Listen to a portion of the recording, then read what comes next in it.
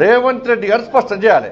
మీ ఆది నాయకుడు రాహుల్ గాంధీ గారు ఏ కులానికి సంబంధించిన వ్యక్తి, ఏ మతానికి సంబంధించిన వ్యక్తి, ఏ దేశానికి సంబంధించిన వ్యక్తి, ఆయన బీసీయా, ఎస్సీయా, ఎస్టీయా, ఫార్వర్డ్ క్యాస్టా? స్పష్టం చేయండి మీరు.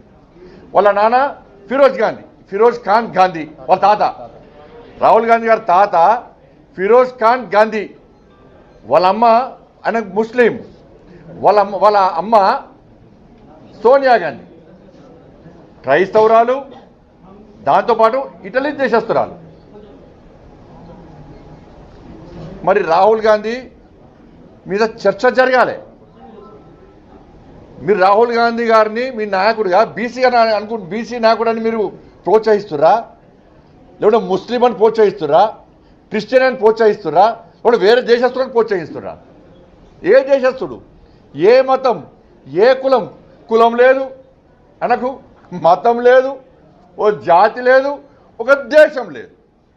చర్చ జరగాలి, దాని మీద చర్చ జరగాలి.